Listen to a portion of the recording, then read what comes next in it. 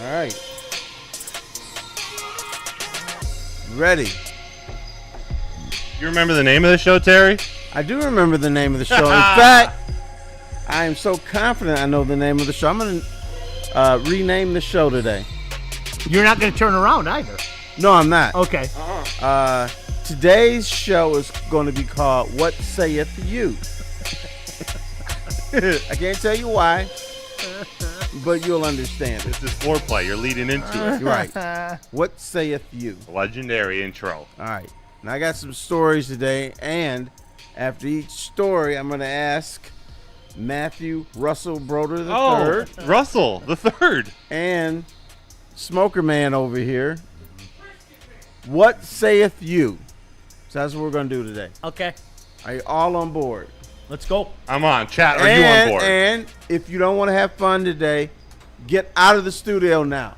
I don't want to see you. I don't want to smell you. I don't want to talk to you. I don't even want to know you if you don't want to have fun today. Holiday weekend. Have fun. Okay, that's it. Let's go. I'm in. Let's roll. Let's do it. Okay. Let's start with a story. Yes. I love story time. I was in Sacramento with the wife, the little women's group, whatever they're called. So anyway, there's contingents from like 16 different cities around the nation. So when the Detroit contingent introduced itself, the lady got up and said, the home of the 2026 Super Bowl champion Detroit Lions.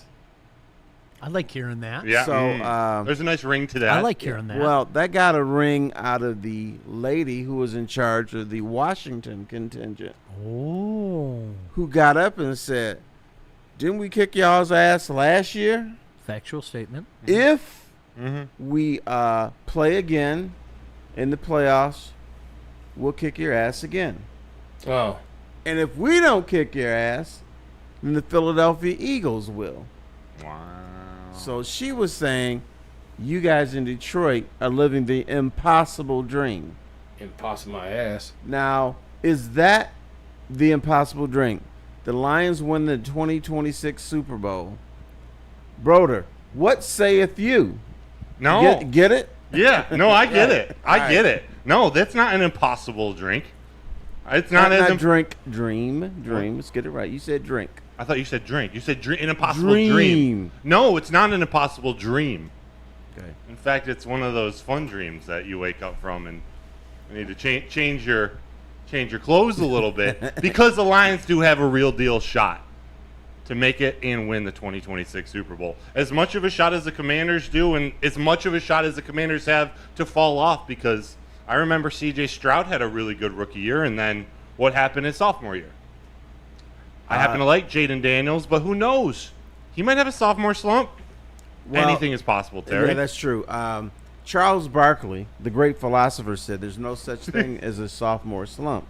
He said, they got film on your ass. Yeah, that's why you see guys not play as well their second year as the first year. I can appreciate that. I think big things for Jaden Daniels, but we'll see. Okay. Sean, the Smoker Man. In fact, Brisket call man. you Smoker Baligian Okay. or Smoker Sean. I won't whatever you- complain. What saith you? Is that the impossible dream? No. You know what the problem is? And I'm going to sound like the old dude, and I don't care. People have short attention spans. I went back and forth. Terry, you found it. And Broder, you kind of saw it in real time. I went back and forth with this young maniac during the course of the week.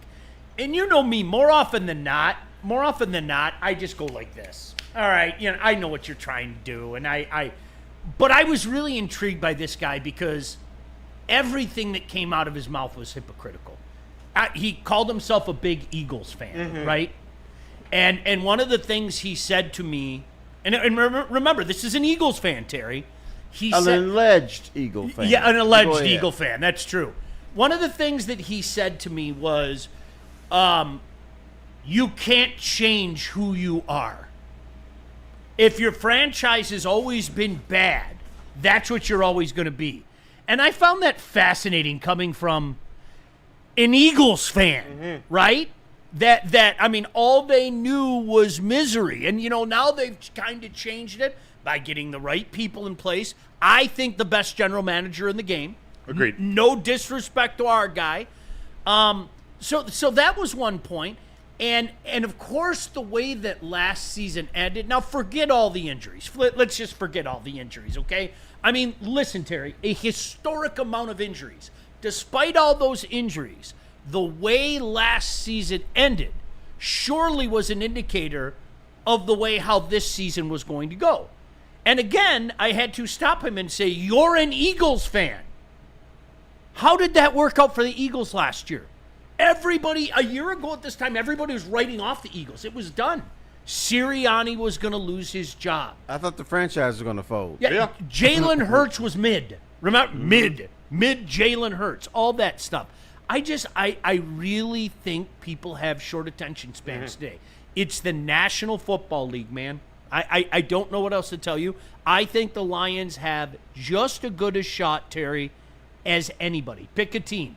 And I think they have just as good a shot as anybody. And never in my life have I said that. Never in my life have I said that. Love your sir. You know who else used to suck? No. The New England Patriots. Yes. Were awful. Yes. Decade after decade after decade, and then they became the best franchise ever. It's amazing. The sporting world the New Jersey Devils were a Mickey Mouse organization. Wayne Gretzky, who says nothing bad about anybody, made a point to call them a Mickey Mouse organization. The Golden State Warriors were an absolute. I think it's disrespectful to call them an also-ran. They were just a morbid franchise, and I think those Golden State and Sacramento had something in common. If a general manager was pissed at his star player, they threatened to send them to Golden State or Sacramento. Oh, you gonna jump big and bag on me? I'm sending your ass to Golden State or Sacramento. Which one do you want? And the player would go, "Oh my God, I don't." And then they would just say, "Okay, whatever you want, I'm good." So yes, I don't know how anybody could think otherwise. I get it. We're gonna be besieged with the people that say that they need an edge, and honest to goodness, it's almost like people forget that Aiden Hutchinson exists, really and truly, and I think more edge help is coming. Although Terry says maybe not with that. That was something that Terry was chatting up, but Stirring the pot. I listen, you guys, we're a legit contender. Yes. I think as Lions fans, we have to get over it ourselves. Forget about what other people are saying. You know what you've seen. We're getting poisoned in our own city. Yes, we are. Oh, really and truly. Really.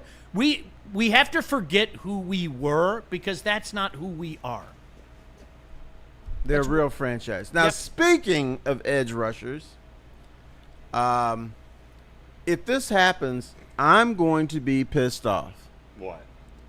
There is talk, and it's been written about, that a certain edge rusher, Za'Darius Smith, who played for the Detroit Lions last year, is going to be coveted by a coach that he can't say his name, who is the head coach of, can you say Chicago Bears? Oh, yeah, the Chicago Bears. Okay. I hate the Bears. That Za'Darius Smith is going to be courted by the Chicago Bears. No. Now, let me say this. If that happens and Za'Darius Smith signs with the Chicago Bears under the head coach, who's the head coach? He whose name I dare not mention. Okay. So I'm not going to mention it either. Yeah, no. That would piss me off. Yeah. Because that would officially tell me that Brad Holmes, who had a means to bring him here, just didn't want him. And that he's throwing up his middle finger at the fans and the media and saying, we don't need a second edge rusher. What y'all talking about? And which I think he's been very clear. Don't need another edge. What y'all talking about? Stop it. But if that happens, and Za'Darius Smith, who I would love to see return to the Lions, plays for the Chicago Bears, I would be pissed off. Me too. I think a lot of Lions I was fans going to would. say, What saith you? Damn it. I say they'll also be pissed off, and a lot of Lions fans will too. Ryan's reaction in the chat, Terry, genuinely do not believe we're adding edge depth, and then follows it up. Holmes believes in Davenport. End of story. That's got to be it. True. That has to be it. Why wouldn't you sign Za'Darius Smith? He wants to be here. Why is he not in a Lions uniform? And you know what Za'Darius Smith said? If I come here, I'm going to play hard. Yeah. I'm going to, run through that door. But he's also willing to help the younger guys on the defensive line. He wants to be a teammate, a team player, and help the team. What saith you, young Sean? You know what, Terry? I was under the assumption I was one of those guys, and I'm going to stick with it until proven otherwise, that the so-called gentleman's agreement was in place, and at some point in time, when they move some things around, they'll find a way to include him in. If that does not happen, I think it goes back to what you just said. It's not that Za'Darius Smith didn't want to be here. It's that Brad Holmes did not want him to be here. Because, and I'm not being funny when I say this, what other reason would a human being pick the Chicago Bears right now at this juncture over the Detroit Lions? It makes no sense. Unless they go way over the top, of course. If they go way over the top, all bets are off. I don't know enough about the contractual, the sport track numbers right now to see what the Bears might be able to do. I guess I could look that up, and what the Lions might be able to do. But if you're talking about I like being in a place and I want to be in a place that gives me a chance to win, that is in Chicago right now. That is not and Chicago. That place he wants to play for has cap money. Yeah. So I don't get it. I don't get it. Let's hope that doesn't come to fruition. But do you know what, again, that tells me, you guys? It tells me I don't think the Bears are a threat now. I think the Bears are going to be a threat soon. Because I like what they're doing. Right. I do. I see what they're – the long-term vision. Not now, but the long-term vision. Okay, I see what you're trying to do here, you damn Bears. Yeah. So not this year, but maybe in the next couple of years, who knows? Maybe the Bears are the number 2 team in the division, because I don't think the Lions are going to give up that number 1 tag anytime soon. Yeah. Right. I made a prediction, young fella, about 3 years ago. Okay. That the Lions and the Bears are going to be the teams fighting for the division title. I really believe that, because I thought this was before they hired that guy that you won't talk about. But I just thought they had a lot of cap room. They had a lot of draft picks. That they had vision. Now, they don't know how to handle quarterbacks. But everything else, it seems like they were doing well. And so I figured the Lions, who are as a young team, and I don't want to hear this, their window of opportunity is already passed. It has not. These are young boys. I mean, they're old enough to be our grandsons. If you were talking about guys that were in their young 30s, I could better understand the window has closed, Chad, okay? When you look at the core of this team, let me just emphasize, or re-emphasize, as it were, what Terry just said. You guys, and I know there are people in the chat because I hear from them all the time. After the fact, you guys, look at the ages of these guys. Look, I'm serious. It's mind-blowing. Come on. Like you would have a point if this was, think of some of the Cowboys dynasty, okay? By the time those cats rolled into their early 30s, it was over, okay? Poor Troy Aikman's head was a mess. Michael Irvin was not Michael Irvin anymore. Right. Emmitt Smith was ready to take off to Arizona. Where do you want me? Do you want me to start with the running backs? Do you want me to start with the wide receivers? Do you want me to start with the best offensive lineman in the league? Do you want me to talk about like the edge rusher? Where do you want me to go? And I think that's again, Terry, that's an offshoot of what's deep inside each and every one of us. We're Lion fans, so there's some mechanism in us that just clicks on and says, well, it's not going to happen because we're the Lions. And we can't compare this group to the Lions of past. Correct. And maybe Matthew has not felt this, but older fellas like us at some point have been lionized. And lionized is that you don't believe, you don't see a vision, this team sucks, and it's always going to be that way. But lion eyes has now been, there's a lion's vision. Look at what the people are following the Detroit Lions. Yeah. Dan Campbell, who we make fun of. All the other coaches like taking notes. Oh, I'm going to go for it on fourth down too. I'm going to do fake punts. They're doing what he's doing. I can't say that the Lions created the two-back system because that's always been around, but everybody else is going to get two backs. Yeah. Watch. And who's dying in the NFL? Running backs. Mm-hmm. The Lions revived the running back position. And Philadelphia with Saquon Barkley. But they are visionaries Yeah. instead of followers. You know what's changed in the last couple of years? You talk about lionized, Terry, and I to me, I go back to Christmas Eve of 2022, okay? The Carolina game, okay? That was a perfect example of lionized. Yes. All right? A team they had no business losing to, that by all accounts was mailing it in, all right? On a frozen field, and running backs are going, and you're watching the TV with the 1,000-yard stare. Mm-hmm. Am I watching this? The Lions desperately need this if they want any chance of the playoffs. That was a how many times in the last couple years have you had a moment like that over the course of 2 seasons? Really and truly. And before you say, I don't know, man, that Washington game was pretty bad, or that Buffalo game was pretty bad, you're talking about top-tier, high-echelon teams, okay? This is not the 3-12 Carolina Panthers or wherever the frick they were that particular Sunday morning. I apologize. Whatever the frick they were that particular day, I mean, which was awful. Yeah. Wow, good teams beat good teams.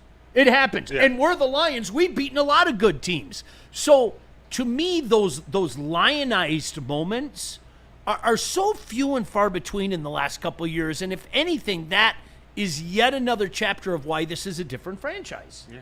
Right, in that game, I'm going to try to do something. I don't know if I can pull it off, You but got this. this is what happened. That's the curb stomp. Stomp. Curb stomp. Curb stomp. That's what happened. Yep.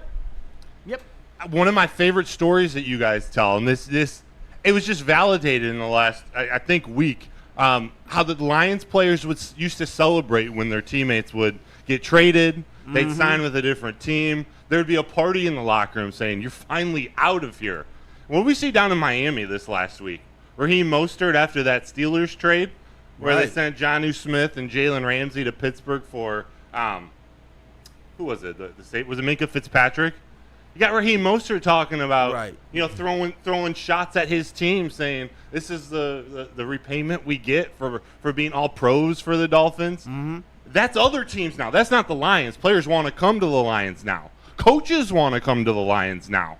When you think about replacing Terrell Williams, arguably the best defensive line coach in the league, with arguably the second best defensive line coach in the league, who I thought was tied to Todd Bowles in Tampa Bay, or wherever Todd Bowles went. He has so much respect for Dan Campbell that he's coming to be the defensive line coach under Kelvin Shepard, a first-time DC. That didn't used to happen, and you could be 30, you could be 60, you could be 90 years old. This is the first time in Lions history that's happening. I can guarantee that. Oh, yeah, you're right about that. I'm not coming here. No, yeah. Because this is a place where coaches came to die. Now they're coming here to live or do well here and then get promoted. Shoot, even the guy with who will remain unnamed down in Chicago, he had opportunities to go be a head coach at other places the last 2 years, and he chose to stay. 2 years. 2 years. It really was. He chose to stay. That's the only sliver of nervousness about him, is that he was self-aware enough to want to learn leadership skills from Dan Campbell for one more year. I'm still not sold on him as a head coach, but he was smart enough to do that. That's what smart coaches want now. That's what smart players, they want to go and be in that environment where, whether it's their long-term home or their stepping stone to get to the next place, they know the Lions give them the best chance to develop in whatever aspect of their NFL career is. Coaching, playing, player development, whatever it is. This organization's different. It's different. It's different. Well, and let me tell you this. Prediction.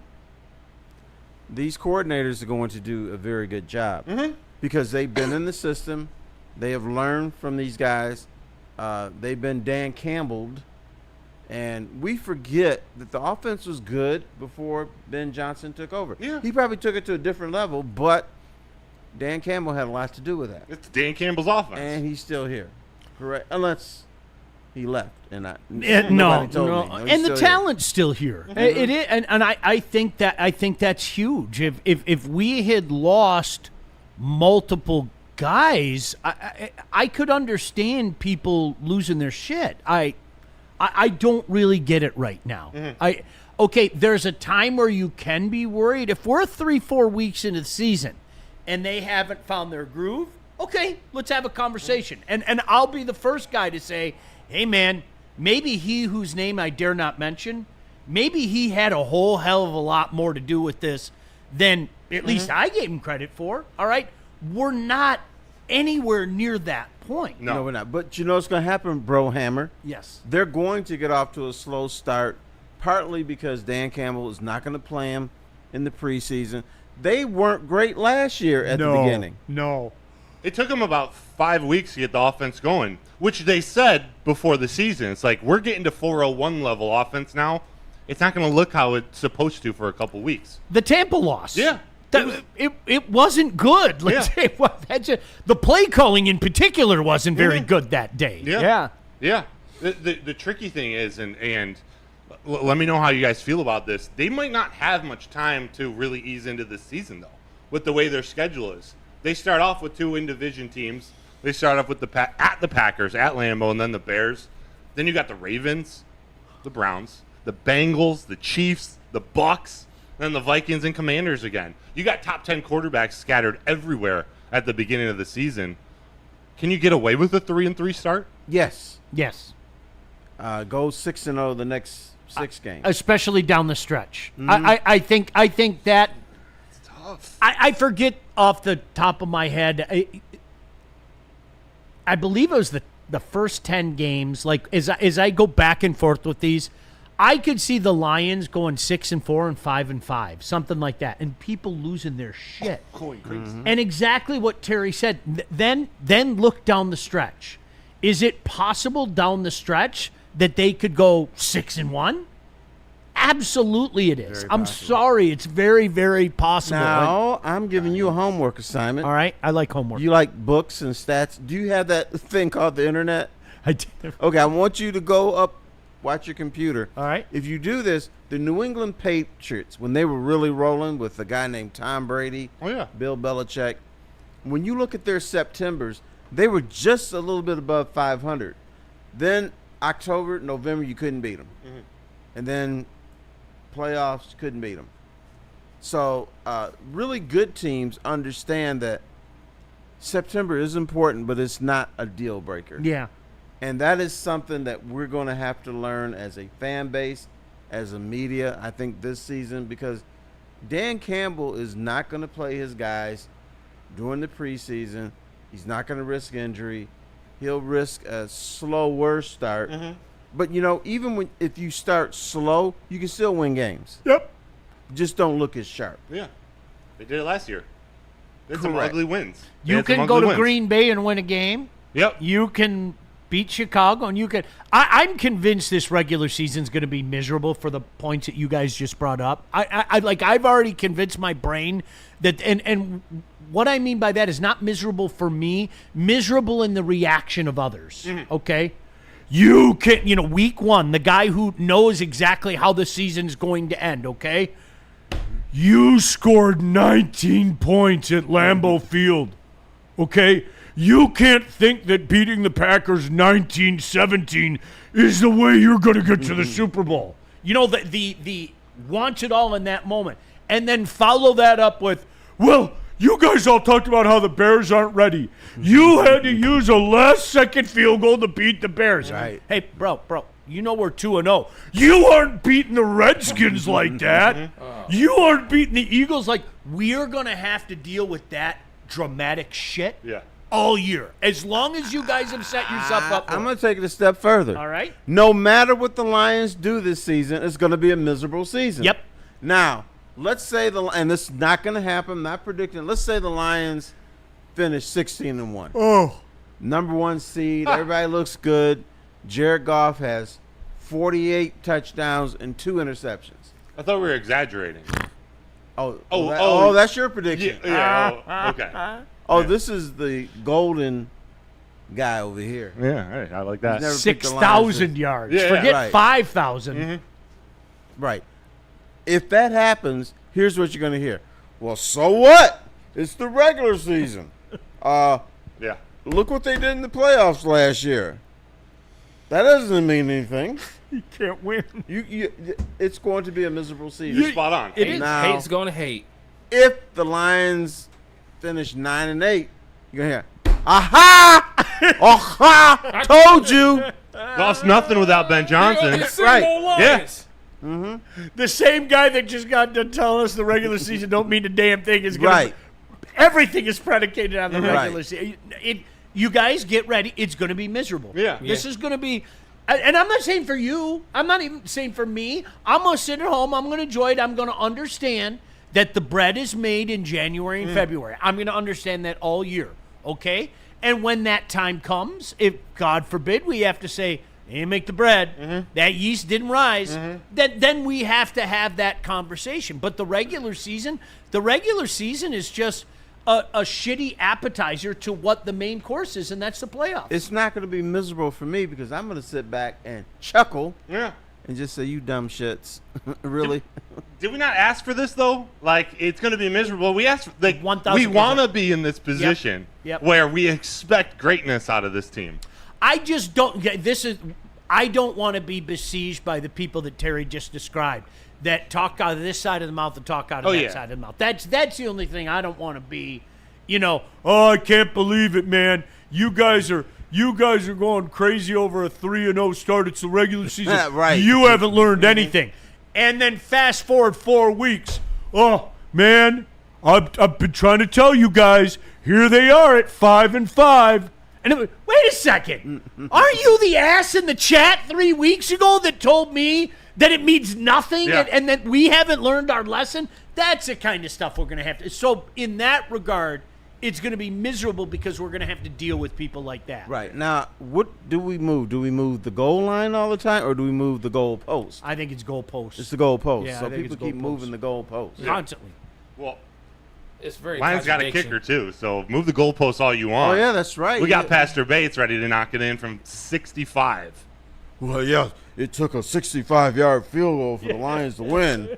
They're not that good, guys. Yeah. Don't you see this?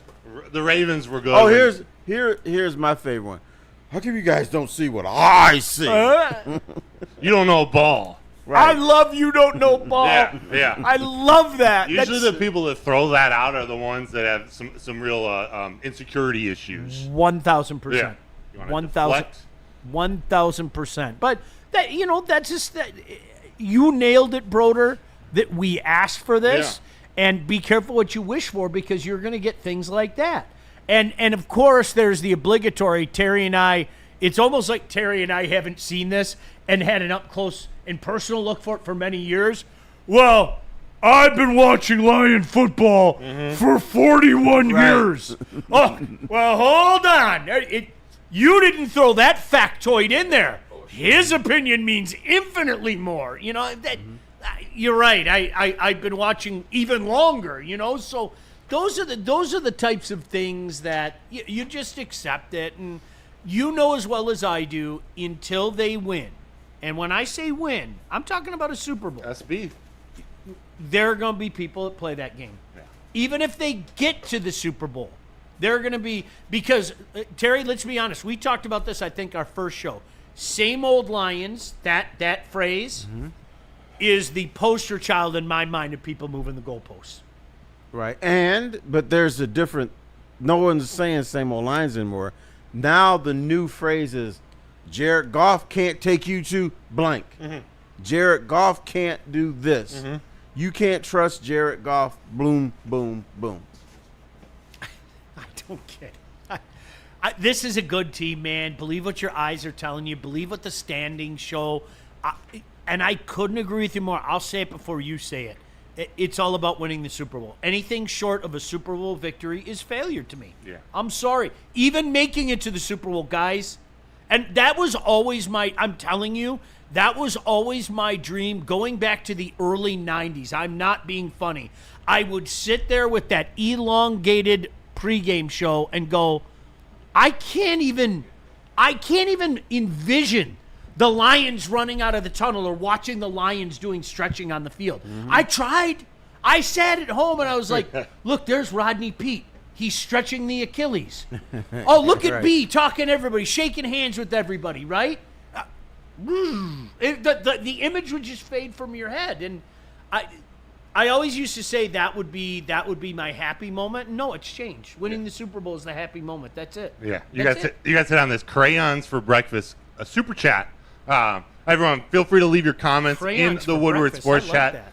You donate a couple bucks, you'll skip the line. We'll read your comment like crayons for breakfast. $10 super chat says, "I want to be the Pats of old, where by week 6 it was all media trashing the head coach, saying Tom Brady was washed, the roster isn't good enough." And then hear the same voices sing their praise in January and February. You when know what they're else they playing did for to the Super Patriots? Bowls. They used to criticize their personnel moves Oh yeah, every year. Oh, why'd they do that? That stinks. This guy is old. This guy is that.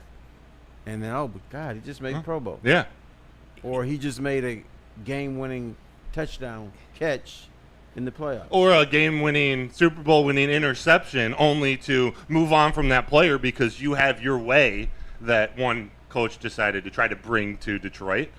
Failed miserably, but they make decisions that are against the grain. But that organization, whether it's the coach, I guess he was the coach and the GM, they stick to their guns, and it worked for them. It's almost like they put a circle around their own guys and decide to keep their own guys or something. It's Isn't weird. it? That's weird, isn't it? Who would do something like that? Because victory is always found at the trade deadline. Oh, yeah. Always. Yeah. Every Super Bowl champion has to get their victory at the trade deadline. And it's like, do I want to be involved? Before you yell at me, do I want to be involved? Yep. Do I want to add another edge? Yep. Do I want to do anything I can to improve my team's chances? Yep. But it doesn't mean that you have to. I think the Kansas City Chiefs of the last couple years are another example, Terry. How many times did the Chiefs meander their way through a season? What's wrong with Patrick Mahomes? Have people figured out Andy Reid? You can't lose to Aiden O'Connell and the Oakland Raiders / Las Vegas Raiders and expect to win a Super Bowl. And that's what the Chiefs did multiple times. So That's the league, bro. it's a National Football League. Okay. All right. All right. This is training camp is coming up It is. in a few weeks, and the Lions have already had some workouts because they've got the early game. My favorite training camp story is always with Barry Sanders. All right. And Barry Sanders obviously retired after 10 years. People weren't expecting that.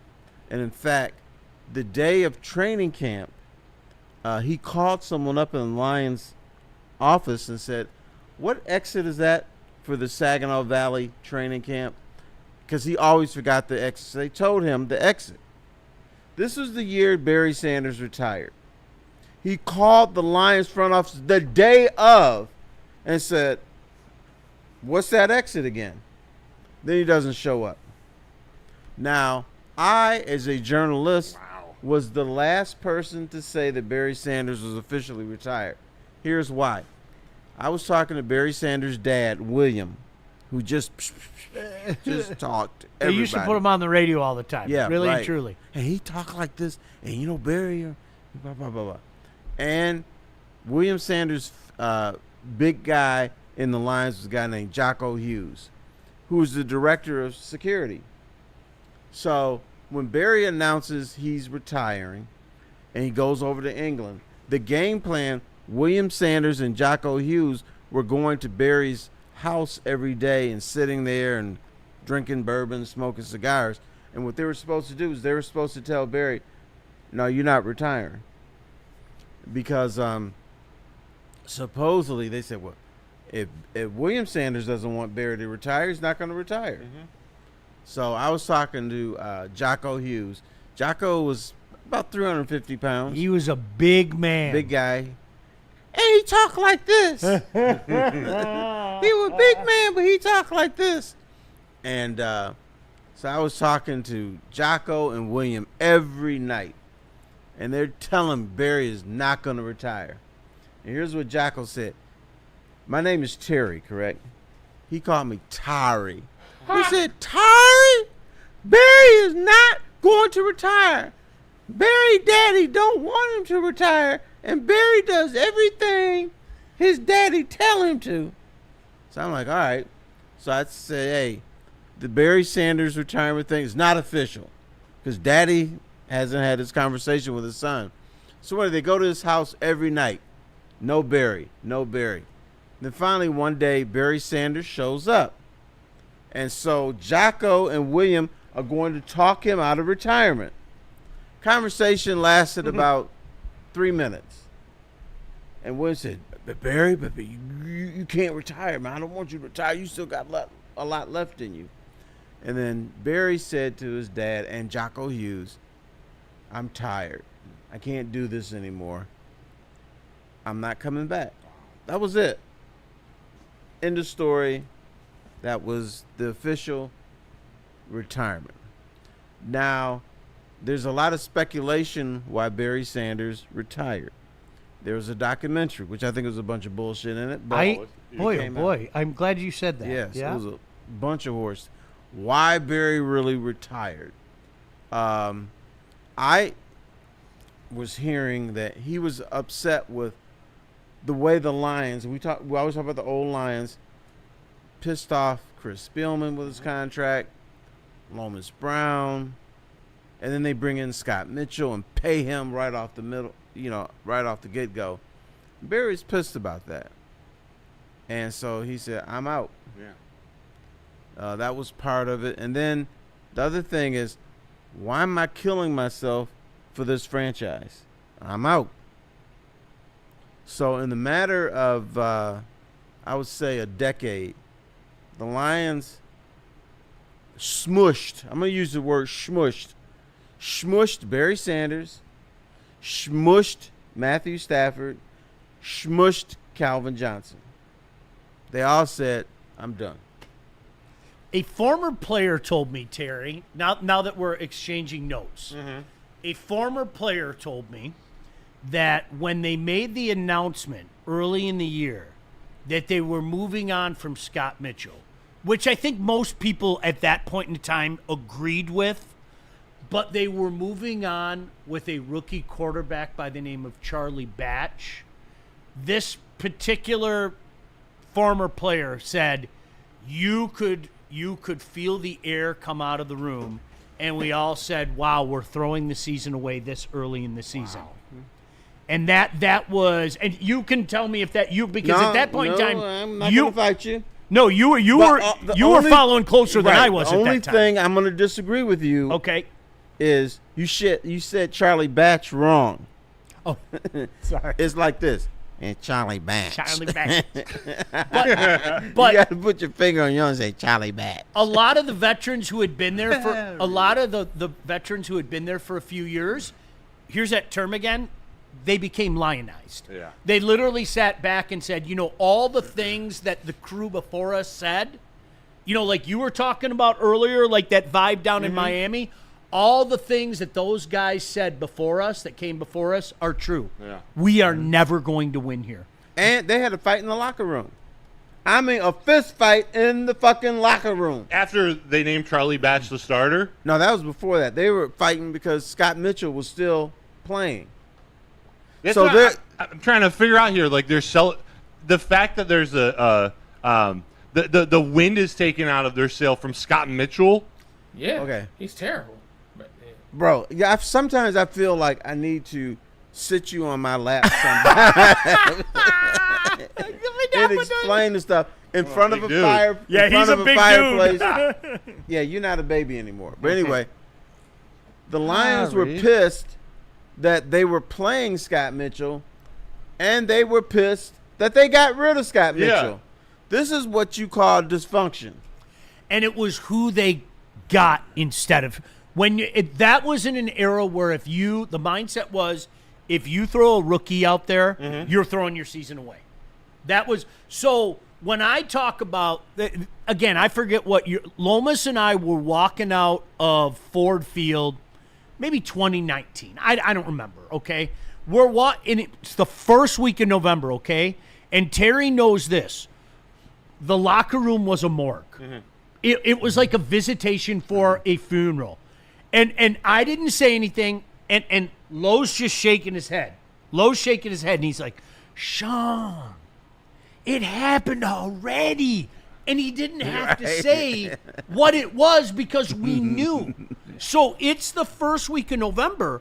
We have 2 more months of that. 2 more months of that. And the U-Haul boxes were already outside the locker. Right, that's it. So when the Charlie Batch thing happened, Thank right, you. When that happened, that was very early in the year. Yeah. So these guys are going, wait a second, we were a playoff team last year. You're throwing the season away? Yeah. We want Scott Mitchell gone. But not for him. And it was no disrespect against Charlie Batch, but he was a rookie. He was a rookie from Eastern Michigan. Yeah, that's what I was going to say. Not just a rookie, but he was a rookie from Eastern Michigan University. So it's like, what y'all doing? It's different these days. We see teams throw rookie quarterbacks out there, Exactly. like they're candy. It was a But back different in era. the day, you're not starting. You're sitting behind a veteran for a year or 2.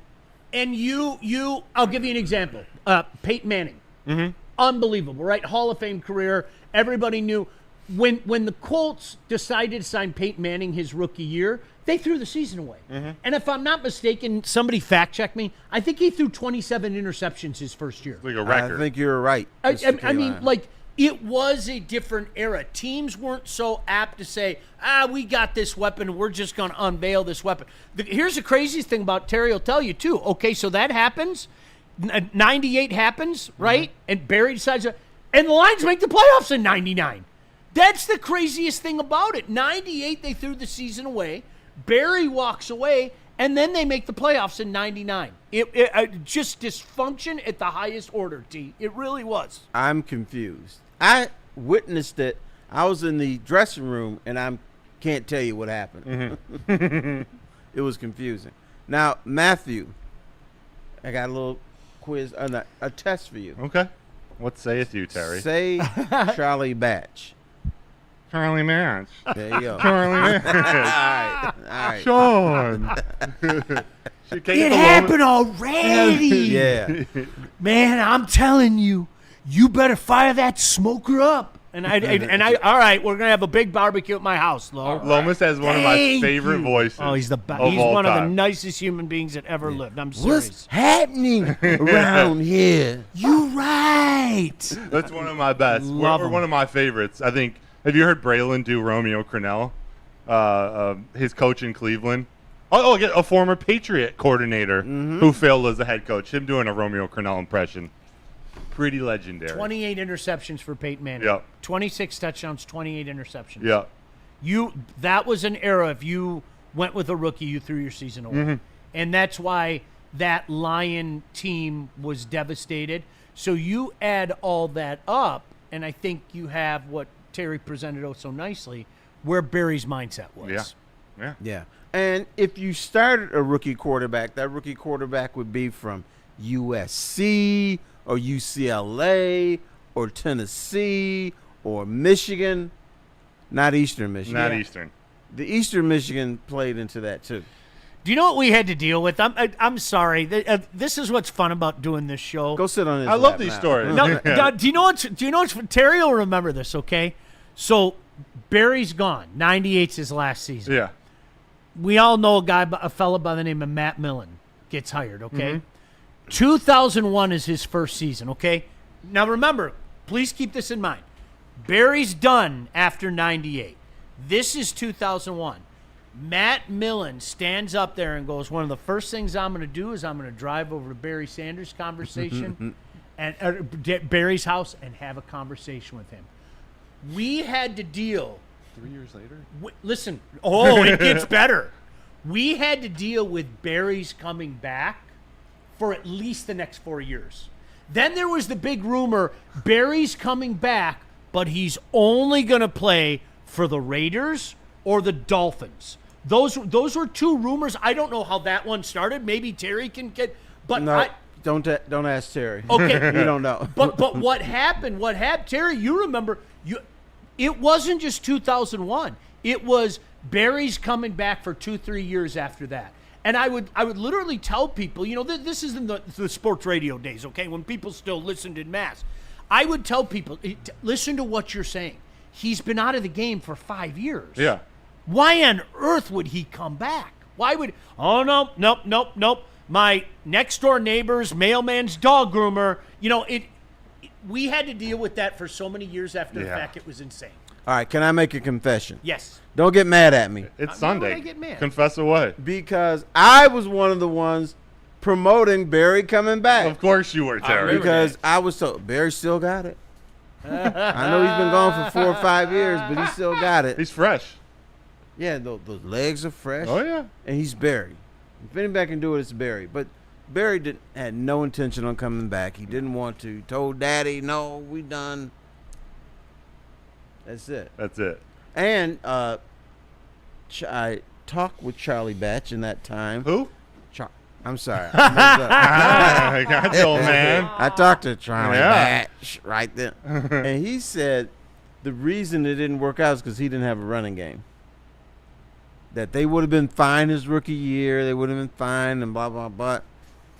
Well, we don't have a running game, so that is not working out. The great Greg Hill came, didn't he? If I'm not mistaken, the Who? great Greg Hill. Yeah, exactly.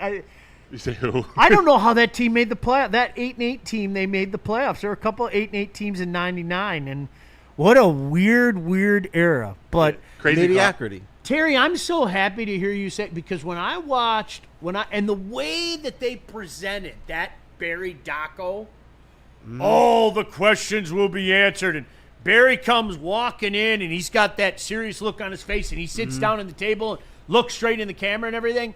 As I watched that doco, I was like, no. He didn't answer any questions. No.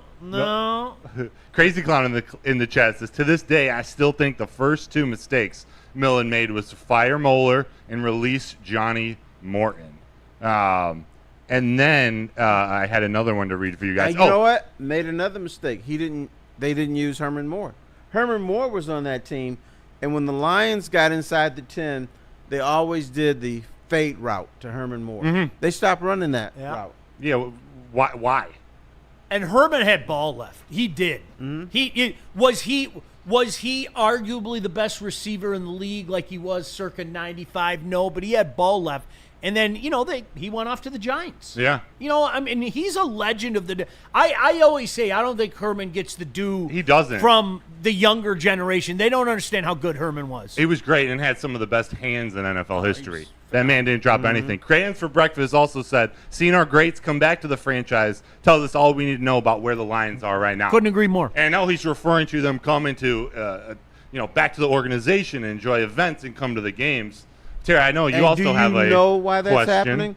Because the organization welcomes them back. Yeah. The old organization, they treated them like they were bears. So stay the fuck out of here. There's one thing that they could do, and if they're listening, I would say this. Lions, are you listening? And you probably already know this, but I'll say it again. They should have kept that alumni suite and alumni room open. Yeah. They should have made that available. And I know that has irked some guys, but I told you I won't tell you who it was. Sorry, I won't do that. But a very prominent Lion, if I said his name, you would know who it was, looked me in the eye when he came back one Sunday and said, Sean, I never thought I'd be back here. And I was like, seriously? And he goes, Was why? he your height? Yeah, he was. Had to be Barry Sanders. I'm not that short. No. You didn't say it. No, You didn't say it. no. And I don't know. Yeah. I don't No, know. he literally looked me in the eye and he goes, I never thought I'd be back here. And I wasn't trying to play dumb. I'm real good at dumb. But I go, seriously? And he did one of these. Like almost that, what you talking about, Willis, for the older generation? He was like, why would I come back here? Like why? He goes, the way they treated everybody. He goes, you notice nobody came back. But he came back, and I've seen him one other time on top of that, too. And if I said I won't say his name out of respect to him, but more guys like that. Maybe the Lions treated their players, the ex-players, bad because they played bad. So we'll show you. That would be Lion logic, wouldn't it? Yeah, but who picked them? Boy, that'll change the perception, right? That's but that I know that's one thing that I'm trying to be very careful. When you have special nights, it would be in your best interest to provide some of your players with tickets as opposed to saying it's going to cost you or telling them, nah, we don't have space. That it would be in their best interest because you want to talk about perpetuating a stereotype. I think a lot of the guys gone, meet the new boss, same as the old boss. And that's unfortunate. So I would get back to some of that. You ready for training camp, buddy boy? I am. I'm really excited for this team, and there's only so much you can learn at this part of the season, but there are some interesting storylines with the young guys on the interior offensive line, with some of the steps that the defense has to take, like Terrion Arnold, and then it's Rakestraw. I'm excited for this season so much, including training camp. Terry, what's your favorite part of training camp? Fights. No. I love when they fight. Yeah. You too, Willie? Yeah, it sort of happens midway to later on because it gets hot and it's miserable and you're competing for jobs. And you're sick of hitting the same people. Right. And then they just fight. And the coaches are like, no, we don't fight. And the coaches inside are saying, great. Yes. Yeah. I'm glad he's pissed at this dude. So I love the fights. Your favorite part of training camp is, what saith you? Back then, watching the guys who were literally fighting for a job because we were such a bad franchise that jobs weren't already established. Today, we don't have that anymore. There are no jobs going to be won in camp. No. Okay? I think we know that, right? Because that's how trademark Terry Foster, that's how real franchises operate. Okay? Or the third string tight end might be decided. Right, things like that. But we're talking Zylstra. about, listen, he and I, jobs, Yeah. starting jobs weren't established yet. That was like a real honest to goodness thing. And, now as you said, third string tight end, or who's the backup quarterback. I think the decision's already been made. I'm interested to hear both of your thoughts. I really do. I think the decision's already been made. The backup quarterback? Yeah, I do. I think it. You think it's Kyle Allen? I do. Wow. Can I tell you why I think it is? Of course. If they had any respect for this man, okay? If they had any respect for this man, they would not go and pluck a high school football coach who hadn't played football in a year to come sign with the team shortly after winning the championship and make him the de facto number 2. Yeah. I just don't think that there's a – I could be wrong. And then he played in the game. He played in the playoff game. game. The game. And like any franchise, they lied to us. Yep. Don't read anything into that. Yeah. What are you guys doing? That tells everything. You guys have been doing this for I think so. much longer Right. than I think so. That tells you everything last year. Yeah. And now you got to imagine if Hendon Hooker was the clear number 2, or is up to the expectations that they sought out when they drafted him, we would have heard about it by now, right? Because if not for him being the number 2 on the Lions, they would want to generate some buzz to suck out any last bit of trade value he might have. You would be talking about him more if he was the guy. The fact that they don't know it yet, that's got to be or more let's to the say story. young Detroit Kool-Aid is here. If he walked up in here and said, Terry, step down, go sit on the couch over here, and he found somebody off the street. He found Bob from Birmingham. Or Jake from State and Farm. put him right here and said, lead the show. Yeah. And then Woodward Sports said, I don't read anything to that. Yeah. No, That it's means nothing. you suck. The fuck out of here. We're replacing you. That's what that means. And that's what the Lions did. Actions speak louder than words. And I want to make this is not no inside information, anything like that. I think I've been around long enough to maybe read the tea leaves. And Terry, I think you're picking up. I think their actions told us everything that we need. Yep. I mean, now listen. What if Kyle Allen comes in and he's just, point blank awful? Cheeks. Right, something like that. I don't know. I think that I don't mind the Hendon Hooker experiment. I don't mind it at all. I know that people will say that's a wasted draft pick and all that stuff, but if we're talking about a de facto backup quarterback, man, I'm not going to worry too much about that, T. I'm just not. Right. But that's how it's changed. I thought it was a risk worth taking. Sure. Because he would have been a first-round pick if he hadn't been injured. No doubt You about get him it. in the 3rd round. Maybe this is the guy that's going to take over for Jared Goff. Because a lot of times what happens with franchises, when their starting quarterback gets injured or old or whatever, they have nothing left. Yeah. Yeah. They have, Penei Sewell would be at quarterback. I wouldn't mind seeing that. I don't know if you saw David Montgomery throw a dime to Sam Laporta last year for a touchdown. I think it was in the Seahawks game. St. Brown can throw the ball. He threw it to Jared Goff. That's beautiful. You can put anyone back but there. Can he lead a team for 65, 70 plays per game? What stat is that? Like, if I were to Google that, what stat can I find of if he can lead a team for 60 to 75 plays a game? Because I'm not sure you could find that stat anywhere. But that's what Jared Goff can do. You can look up Jared Goff's stats. That's what a quarterback's Look up main his job film. is. Right, yeah, it's true. And when you look around the NFL, more and more quarterbacks are quote-unquote game managers. As they should be. Because they don't want to put you in harm's way. They don't want interceptions. Teams can survive with mediocre quarterback play if they don't turn the ball over. So yeah, Big Willie style. What's up? What's happening, y'all? I keep hearing that term. What's the difference between a quarterback and game manager?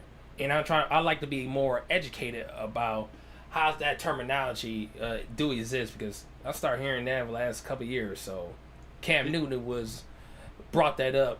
What's the difference between quarterback and game manager? It's something a political term in sports or in football that is used.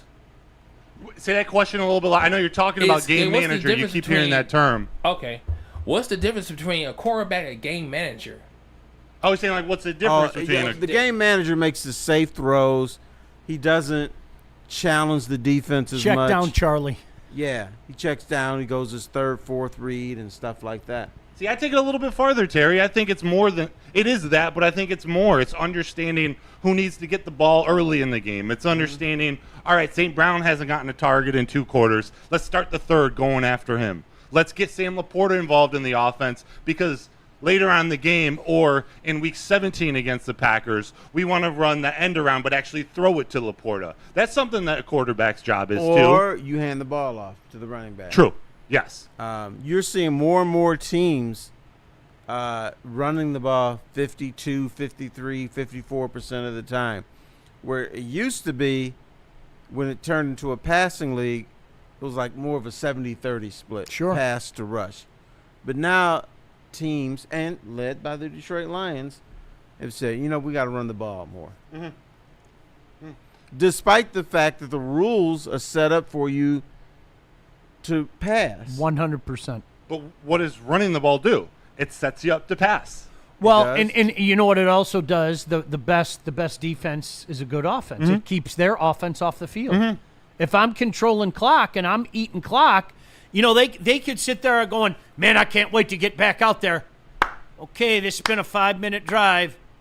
Okay, this has been a 7-minute drive. It's a slow death. And so I think, as Terry pointed out, Terry, that's a great point. We were over here for a while. Then teams kind of said, well, you know what? If we go old school, maybe we can kind of grab that back the other way to keep that offense off the field. That's the slow death. Really. Yeah. You know who was great at the slow death? Wow, saying Tom Brady was great at something. Tom Brady. The slow death was phenomenal. The one Thanksgiving Day game here, okay, in the early odds, I forget which, they held the ball the entire fourth quarter. It was one of those drives, the tryptophan kicked in, I'm going like this for 15 minutes, and I wake up, and it's, okay, 3rd and 3 from the, I'm like, so what happened to the Lions' last offensive possession? There hasn't been one. Yeah. They held the ball that long, and it's the slow death, and I think you're starting to see a little bit more of that creep in. Yeah, and that's what they didn't do in the Washington game. And that's where I go, the play calling in that game was atrocious. There are many people at fault, but what they needed to do that game was keep the defense off the field. Turnovers led to giving the ball back to Washington. They started the game with Montgomery. There was a whole slew of things, but that was one of the difficulties, one of the deficiencies. And you know what else happens when you run the ball? You don't turn the ball over as much. Right. There have been games, I'm sure, man, where a team is saying, damn, we're getting our asses kicked. But we didn't turn the ball over, so we're up 21-17. So that's the other factor that you have to throw in. That's why we have more and more game managers. Yeah. It's sort of like in baseball. It's, protecting that starting pitcher. That's why we don't see starting pitchers go into the 8th and 9th innings unless they have a no-hitter or something special is happening. You're trying to protect the arm. You're trying to protect your bullpen. You're trying to make sure that he lasts the season. It's protection. Yeah. It's like putting cellophane over that arm. Yeah.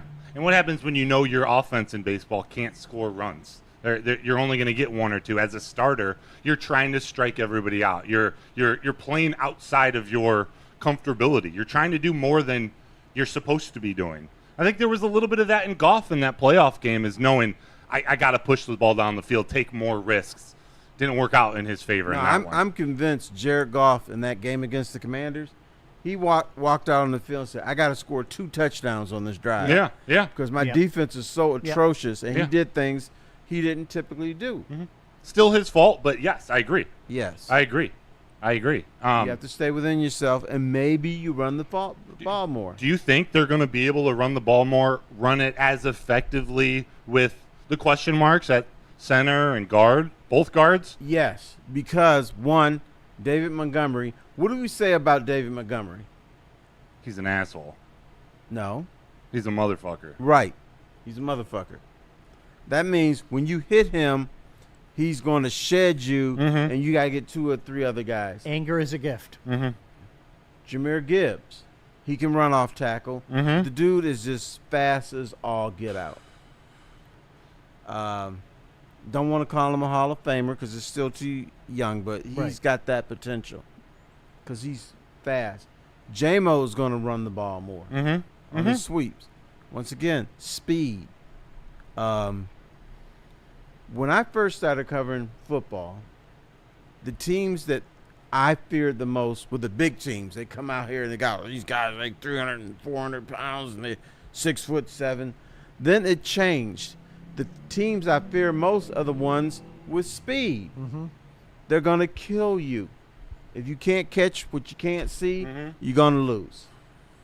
It's a speed game now. There's no substitute for speed. I would love to see them mix in the jet sweep to J-Mo. Just to say, you know what? You might see it. You might see it. You better be cognizant of that. And I think that could open up a lot of things because you have to respect that type of thing. And for the love of God, never have him throw Can we promise Ever that? again. Can we promise that? You know, let's hand it off on the jet sweep, and then he's going to stop on a dime and throw downfield. No, let's not do that. I don't want to see any of that. No, sir. None. Yeah, throw into triple coverage. But I tell you, I'm going to give you a little gift today. Oh, ooh. I'm going to guarantee that you're going to see the jet sweep a lot with J-Mo next season. Good. Okay? You happy? You got very happy. right. Yes, absolutely. Last time I saw this guy this happy, he smoked a deer. That's some tough meat. Yeah, you need me to call, just let me know. Give me a call. You know, they got all that culling going on all over. I can do a little bit of that, no doubt. Okay. Now, what did you smoke for the 4th of July? We had Terry. It was amazing. Just we kind of had groups that kind of came over as the day progressed. So I put the Duroc ribs, DUROC. Try them if you haven't. I put on 5 racks of that, and then I did a little brisket. And what I did with the brisket is I cut off the ends, and then I chopped up those ends, and I took jalapeno. Oh. And I put some cream cheese in there, put the little pieces of the brisket in there, and then I wrapped it in pork. And I smoked those on the top rack. This guy's fancy. I smoked that on the top rack, and it came together nicely. And then I did filet tips. Like, it was great. My butcher didn't have any fillets the day before. Like, they sold out, and I'm like, holy crap. Yeah, And he was like, he goes, listen, I got pre-packaged filet tips. So basically what they did is they cut each filet into, I don't know, 15 pieces to use for like kebabs.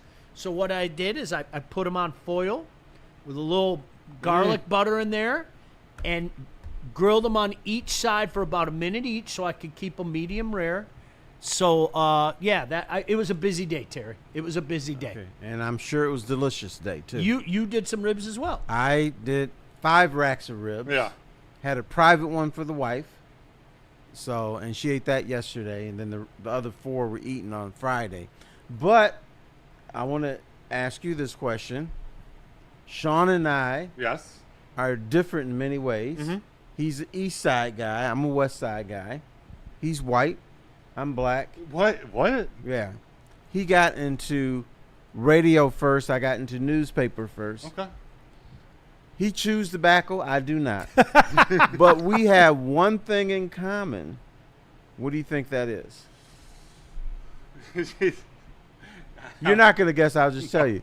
We both have private meat guys. Really? Yes. You have someone who specially handles your meat. Yes. Okay. I can call them up. The public's not allowed. Mm-hmm. What do you want? And then Like they'll rub it for you. They'll I gotta marinate it for I gotta you. rub my own shit. Okay. Yeah, you Yeah. can't. No. You They just take care of the. you can't put your hands on my No, butt you- Okay. or my rack. No. I know you've been talking about these racks all morning. My mouth is watering. I feel like Pavlov's dogs. My mouth is watering. You know what? And Terry's right. You know, you get to know a guy, and then you find out, like, Duroc. Have you ever heard of Duroc ribs? I haven't. Okay, I have not until you mentioned them a few days ago. It's a special kind of pig. All right, it's a Duroc pig. It is juicier. There's more marble. It's almost like the steaks. You know, when you see more marble, you know that there's more flavor. And Duroc's like that. It's more expensive, but honest to goodness, I've not met one person who after Now, they let me had- ask you this: do they get these ribs from pigs that are like from England and they wear like bow ties and stuff like that? I think you could. I think originally they were Spain. I think it was, but now they have a whole bunch of Duroc pigs here, and it's just I've never had a human being that had Durocs that told me What do that they feed them? there wasn't different. I don't know. That I don't know. But Probably honestly, caviar. do a little will. research. Duroc, DUROC. And if some of you in the chat, you've had Duroc, you know what I'm talking about. Yeah. Like, if you like a good pork chop, night and day between a regular pork chop. I mean, So Duroc is like the Jameer Gibbs of Right. pork. Well, it's like A little extra the marbling. the wagyu. yes. beef. Yeah, yeah. Yes. A little more flavor. There's still more to come. Man, you ever have one of those A5s, though? like that Wagyu, Mm-hmm. the A5. Butter. It really does. It melts in your mouth. It's like putting in one of those certs back in the day that just kind of evaporated Yeah. in your mouth. That's the way that stuff is. You get an A5, it's that good, man. Greg, Now, 2025. when I was younger, when I got my beef and cooked it, to eat it, I had to do like this. It was so rough. I know. There's medium well. You just overcook it. No, it was just bad beef. Oh, it's just Yeah. bad beef. Now you have your private guy. And my private Oh, it's guy, real. It's real. Yeah, it's real. Greg 2025 says spot on. Sean Thank says you. I like charcoal grilling. Charcoal is the best. KMG King. I know Adis says something. Woodward Sports Cooking with Sean. There we go. Terry, don't kid yourself. Terry knows what he's doing. Terry and I have had many conversations over the past few years about some of the exploits that we like to do in our backyard. Now I was in Vegas one time and Yeah. I went to the bar and I was talking to a cattleman from Calgary. So I was ashamed to tell him, because we were talking about smoking meat. I was ashamed to tell this dude that I had a Traeger grill because I figured he was smoking out of the ground or something. He said, I got one too. So just plug it in, get that rascal going, and boom. So then I felt a little bit more confident in saying what I got. When you have like the big stuff, when I do big stuff, Broder, I got to use the Traeger. Yeah. The smaller stuff, I got the old school Masterbuilt. Like if I'm doing wings, I'm just gonna fire 50 wings in that old school, like the old style, where I gotta feed the chips in underneath and everything, as opposed to the Traeger, which is, I guess the best way to say it, Terry, is set it and forget it. Yeah. Set it and forget it. You're not cutting corner. Like, no self-respecting Southerner uses instant grits. Like, you're not cutting corners. You're making sure they cook for 15 or 20 minutes, like my cousin Vinny.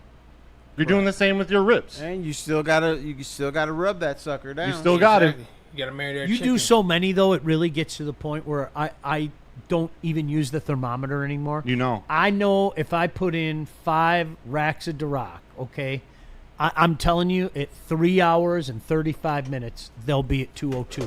And I can look at them. And go, yep. But that I've done so many now, I know, all right, if I roll at 240, okay, and I usually like to do lower, but if I roll at 240, those bad boys, it's smaller, it's leaner, but there's more marble and juice to it at the same time. It's weird. 3 hours and 35 minutes. If I'm doing the old school racks, you're talking more like 5 hours. You're talking 5 hours. In I grilling did mine for terminology, right? Absolutely. What do you put in at 225? 225. That's perfect. 225 for 5. Yep. Absolutely. I'm hungry. Like, yeah, I just take you notes keep right going now, with this. so We gotta teach him. Yeah. Yeah. Yeah, no problem. You do. What? Because I'm a meat? griller I myself. don't have a piece of meat. What would you compare JMO in terms of something you've cooked or smoked? Like, what's the equivalent? I got one. Brisket. Brisket? Why? Brisket. Let me tell you Brisket, why man. I would say brisket. Brisket, man. Because when it's done right, there ain't nothing better. There it is. And when it ain't done right, you just shake your head going, do I really want to sign this guy? Do I really want to Yeah, give it the gets out of extension? hand, and it does.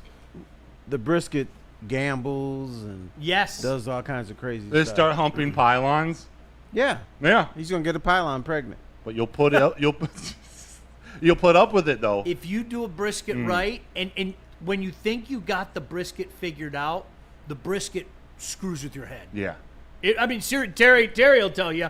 I can twice in a row. I nailed it, and I was like, Oops. I got it figured out. This is mine. I own brisket now.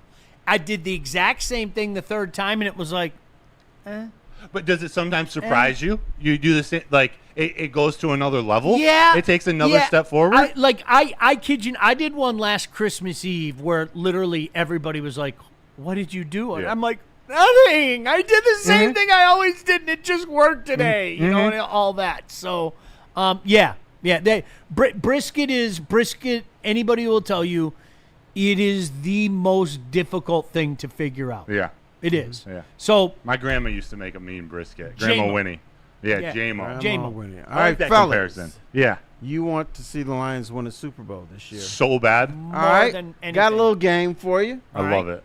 The last time the Lions had a really good team, 1991/92, when they played the NFC Championship game. You can take one player off the 91 team and put it on this team to put it over the top. Who would you pick? What saith you? Who wants to go first? What saith you? The easy answer. Yeah. The easy I'm not doing answer, and I'm not doing it. I'm not. We all know what the easy and 20 is the easy Yeah. answer. All right. Best running back of all time. It's easy, but it's not easy. You know what? At the same I time. am gonna pick somebody who is a friend of mine, Lomas Brown. What? Lomas Brown. Because the concerns that Terry spoke of earlier, you put a guy like that on the offensive line, and I don't have those concerns anymore. I don't. You add him to what is already there, I don't have those concerns anymore. I know the defensive line is certainly one that would make me go, but if you can name the weapon on that defensive line in 1991, you're a better man than I. Yeah. And that's what part of made that so special. But Terry, I'm gonna go with my buddy Lomas Brown. Really, Sean? Damn, I'm so honored. Right. Right. What saith you? Harry. No, it's Tari. See, I'm fascinated with that answer. I was really thinking Lomas Brown, but I have him as a left tackle, and I'm comfortable with Taylor Decker. So I'm not going to go Barry Sanders. I'm not going to go Herman Moore, Benny Blades. I'm going to go with Kevin Glover. I think the single biggest question mark for us right now is that interior of the offensive line. And Kevin Glover had a couple years. It took him a couple years to find his footing in the NFL. I actually think maybe you guys can remind me his name, but there was an offensive lineman drafted a couple rounds after him that ended up starting over him as a rookie. But Kevin Glover, once he figured it out, turned himself into a 3-time Pro Bowler, and I think this team could use a veteran center to keep the train moving, to keep it chugging along. Yeah, you could do that. So I'm going Kevin Glover. Okay. I am going on the what saith me. What saith I'm you? going on the defensive. Can I guess? You can guess. You're going to guess it right. Jerry Ball. No. Who wasn't on the team? Well, wasn't Jerry the nose tackle on that team? No, I think he was retired by then. I'm gonna look it up. All right, go Look ahead. it up. Talk to yourself. No, I was going to go with Robert Porcher. Robert Porcher, edge rusher. And I know I'm hard-headed, and Brad Holmes is telling us, don't need another edge rusher. If I'm going to pine for Za'Darius Smith to be on this team, then I'm going to get Robert Porcher, who's the all-time sack leader in Lions history. Yeah. The only problem with Robert Porcher is my man would just start just a half second too soon and would jump off sides too many times. Every single time. Not every single time, but too many times. So, but that's mine. I'm going Porcher, and you're going. I'll go with Lomas because I think there's flexibility there. Jerry Ball was on that team, and I would be, boy, you put a big, giant man in the middle of that line. But I know what people are saying. Well, don't we have one in Williams, right? So I'll stick with Lomas. I don't mind yours. I think there's fluidity there. If you go in either way, I could ask this guy to go over there. I could ask that guy to go over there. But it's funny. We all went with the trenches. Isn't that amazing? I guess we're just not fun and sexy, right? We are not. But I've been watching too many little documentaries and stuff. And I watched an NFL one, and they just said, if you're going to win today, and they focus on the Philadelphia Eagles and Tampa against Kansas City. Tampa was supposed to lose to Kansas City with Tom Brady's last, but they beat them up in the trenches. If you win the trench warfare, you're going to win championships. Yeah. Yeah. And the quarterback is sexy, the wide receivers are sexy, and all that stuff, and that's what we focus on. But if your man is beating up somebody inside on the inside, then you're going to win. Yeah. Because you're controlling the scrimmage, and that's going to allow your receivers to look good, your quarterback to pat the ball and look around. So, yeah. And the Lions already have the sexy. They have all That's exactly it. the weapons on both sides of the ball. They had a not quite ready for primetime wide receiver by the name of Herman Moore. Perhaps you've heard of him. Who at that time, Terry would tell you, a vast majority of Lion fans thought he was a bust. Like, really and truly. And Herman would tell you, you know what I needed? Glasses. That like You that, didn't say. Literally needed. yeah, them. literally, he did. He said, you know what? They kind of misdiagnosed my eyes and everything, and he was like, once I got my eyes taken care of, all of a sudden I could see the ball, and I didn't have problems with the ball anymore. So What did he catch in 1 year? 112 or 119 it balls? was just It was 112 balls. Yeah, almost unstoppable. Like Yeah. 95, almost unstoppable. Really and truly. Can I ask you guys this? Is there a reason you didn't pick Chris Spielman? Is it because you're comfortable with Jack Campbell? Anzalone isn't on this team at the moment. No, I'm not a huge guy on middle linebackers. Okay. I think a bunch of dudes can play that position and get 100 and something tackles. And by the time the middle linebacker gets to you, you've gained 5 or 6 yards. Not interested in that. Okay. I want to attack you up front. So yeah, that's Ter- why. And the thing I've been told over and over again, you attack the other person's quarterback and protect yours. If Yeah. you do that, you good. Middle linebacker is not going to attack the other person's quarterback that often. Love the reason. Terry, are you one of those guys or one of those people that if you have something on your face, like a piece of food or some Is there mustard? something on my face? No, there's Oh, not. all right. I just But wanna would make you sure. want your friends to tell you if it was there? Yes. Okay. Can I call you out and say, Of course. Robert Porsche might not have been on the Lions until 92. I don't know if he was on that 91 team. You might be cheating a little bit, Terry. Well, I said 91 or 92. 91. We'll carry it over into two Right. years. He would.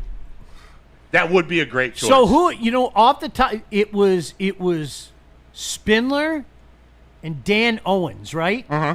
Spindler and Dan Owens. Dan Owens. Oh. How did they do that? And I love Spin Dog, right? I love Spin Dog. There were just so many no names on that team, including Eric Kramer, who saved that season. You guys don't really, seriously, Rodney Pete rolled out and blew his Achilles. Untouched. Completely untouched. And when that happened, everybody around here said that there goes the season. Yeah. And then Eric Kramer came in, and I don't think they lost again until the NFC Championship But game. they had pissed him off so much because they were trying to push Andre Ware in front of him.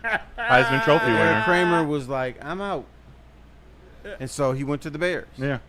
I think I told you the guys loved Kramer Yeah.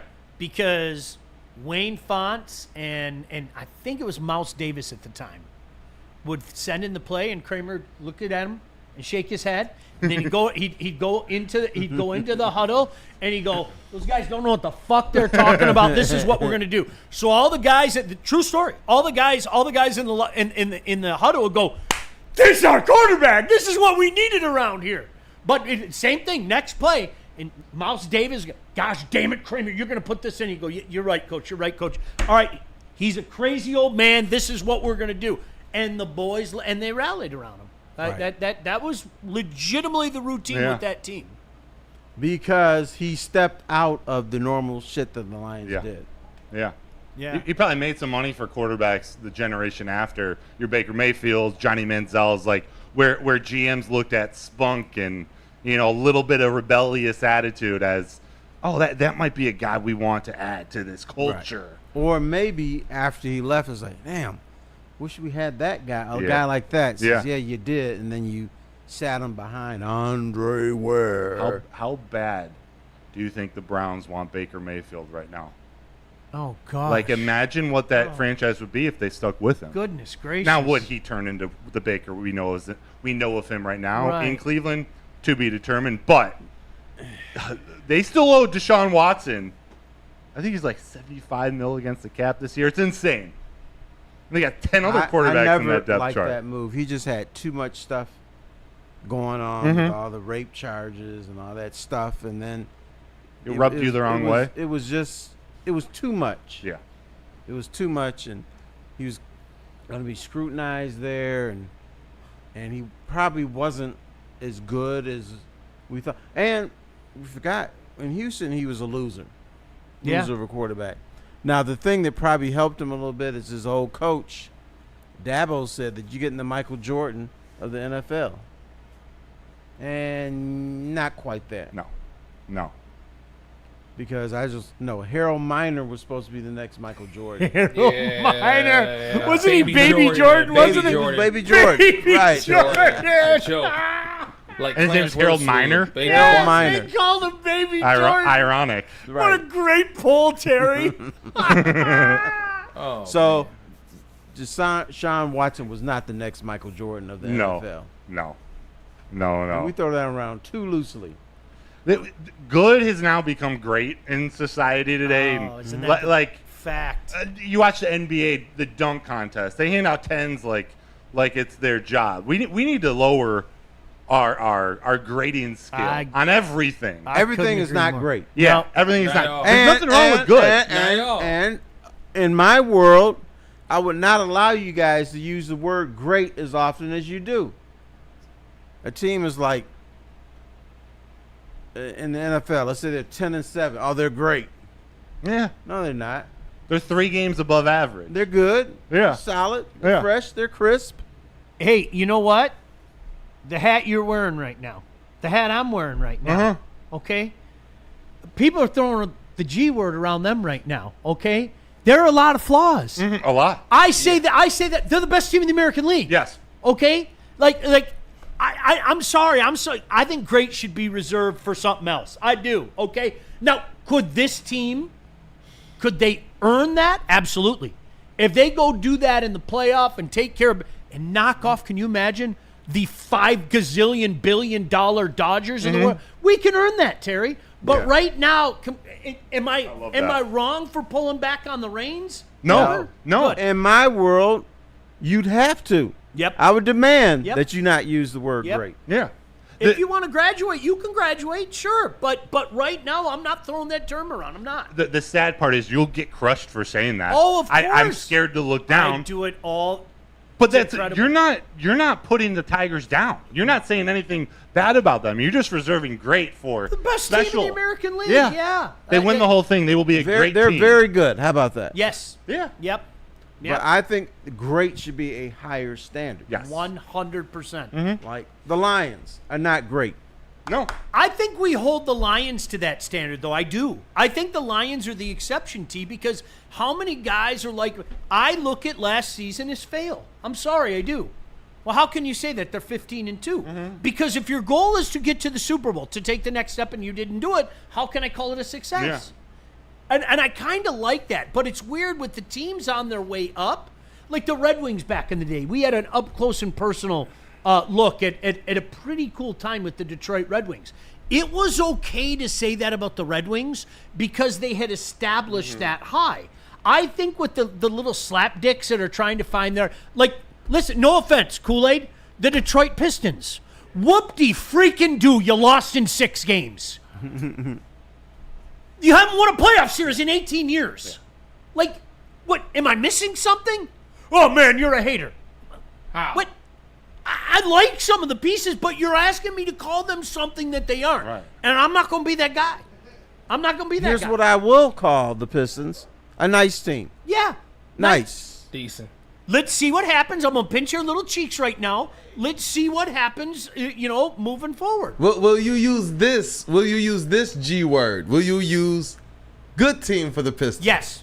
Dope. Good, nice, fresh, and crisp. Decent. Hey, I you would know use that all works of for me. those. But you guys are right. I like the premise of what you're talking about from where you started saying, you know what, let's start to lower some of these, just handing out tins for everything. Let's get back to the standards.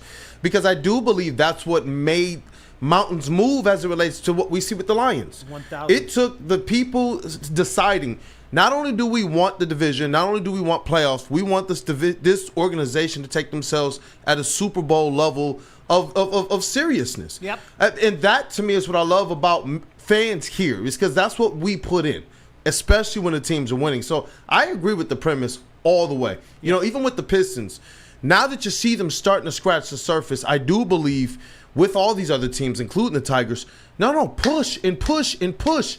I do believe we enjoyed the ride with the Tigers. More of, but when we evaluate they teams, didn't get it done.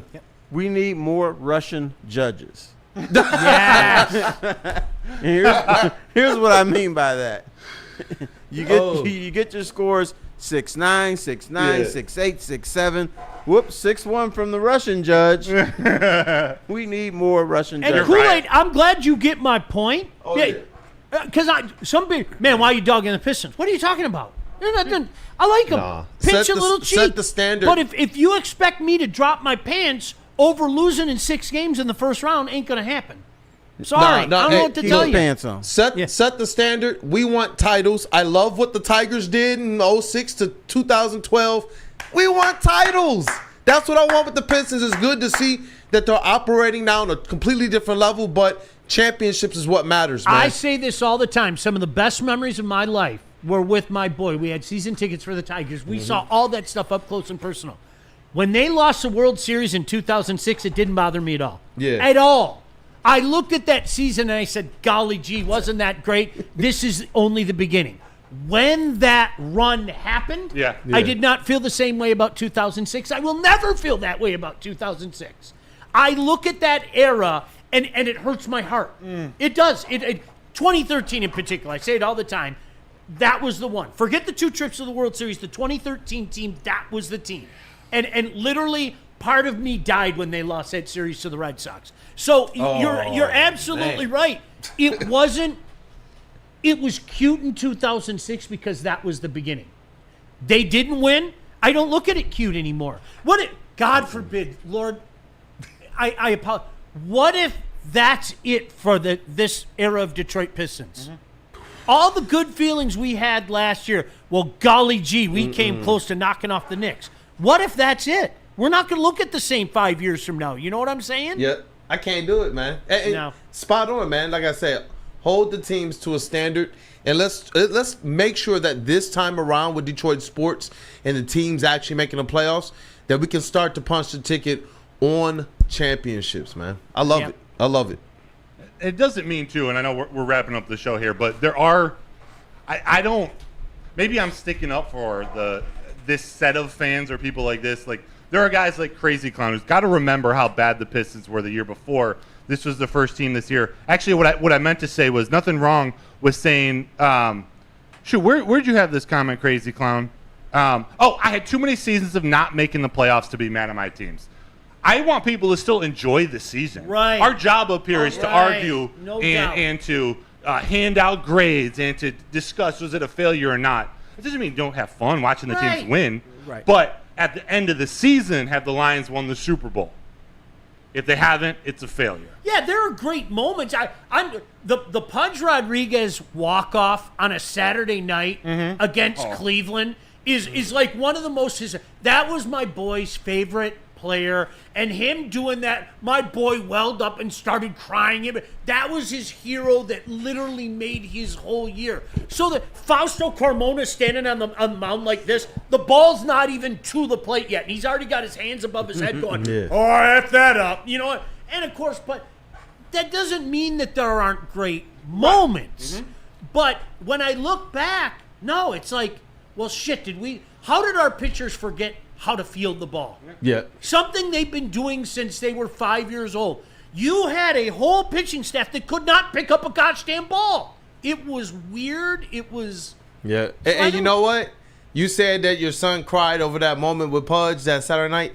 Just as much as my kid Kool-Aid has cried over the good moments, bro, I saw his face after they lost that series against the Knicks. That was just as tough, too. Yeah. Oh, that was just as tough. So it's like, I definitely want to enjoy the good moments because we saw how long these teams have been down. Yep. But I'm definitely going to continue to kind of hold these teams to a standard so we don't just kind of rest with the laurels. You can't do that. Look at Atlanta Hawks. I remember when they got Trae Young, and you look at them now, and they're just kind of floating. I don't want to be that. I want rings, definitely. The Sixers are doing it the right way. How many times did you hear that? The process. I gotta trust the That's process. 10 They're doing years. it the right way. Hey, guys, How many titles do they have? the Detroit Red Wings. The Detroit Red Wings the last 7 years, whether we want to admit it or not. Nobody Right? can admit it. Aren't we? We're kind of in that point right now. All right? Like, okay, show me something. I get it. I see pieces. There are a lot of things to like, but there isn't greatness yet. There isn't team success. We are doing serious overtime right now. Yeah. So, We're done. Uh, This is why sports are great. yes. Because we can just talk Yeah. and talk. I won't be here on- next Sunday. Huh? I won't be here next Sunday. Okay. I'm going to be in Greece. So, All right. Get that gyro sandwich. yes. Oh, I'm gonna It's eat gyro. so many. Gyro Yeah, sandwich. that's right. Gyro. Gyro. Bring me- Giannis home. Yes. I'll Bring go him talk to home. him. Okay. We're going to have a conversation. Seems like a nice guy. Yeah, he does. Big I bet we could have a good Greek meal together. I need a report on how different their gyros are than the ones here. I've heard that I had two people tell me when you have them there, you're almost going to be revolted at our version of it, that it's so much better in Greece. And I hope that's not the case because I can just have the big plate, like the Euro meat platter, and I'm fine. Like, you can just give me a plate of that. So I've heard it's great food, so I'm looking forward to it. You know what I was disappointed in Italy? What's that? The pizza. Yes. Oh, my gosh. Yes. Weird shit Yeah, on that it- pizza, it- man. And then you get, that's the way pizza should be. No thanks. I'll take the grease and extra cheese and pepperoni cups full of grease that I can do shots with. That's pizza. Damn. Dude, I had a pizza over there with tuna on it. No. That's not And then fair. they throw egg on it. All kinds of No, weird stuff. No. Anyway, absolutely not. I guess we're at it. Well, go ahead. 2 seconds, just because it's a guy we all love. Dante151, a $9.99 super chat says, "Can we all agree that Monty Williams was the T word in 23-24 season for the Pistons? And why are we all playing the woe is us card? We are better now in the Pistons, Lions, and Tigers. Our teams are on the rise." Yes. Yeah. Had to On get the that rise, But- but can't use Damn a great Skip, word. Don't throw great around there. Don't we haven't graduated to great yet. in. Just reading. I was just reading it. No, and I agree with Dante. Yeah, I yeah. much love. I love Dante, but I'm not calling anybody great yet. Not. Tarek Skubel's great. You Stunning. could have an individual be great. Cade Cunningham's great, and I say that Cade Cunningham is great. I have no problem saying that. Bam. But do I want a little more out of Cade? Yes, I want a little more out of Cade, especially in late April and May, and God forbid June. It's coming. Yes, and I know he's smiling And over then there. you know when it There's comes. great, and then there's great. That's the difference. Tony the Tiger. Tony the Tiger. See you All guys. right, let's get out of here. Enjoy the rest of your 4th of July weekend. And we had a blast. What's on No your lap? smoking. And There it is. How do you say There. Charlie Batch? Charlie Batch. That was pretty good. It's Charlie Batch. Charlie Batch. All right. Have fun in Greece. Thanks, buddy. Yes. Have a good time. Maybe. Maybe. Are we out?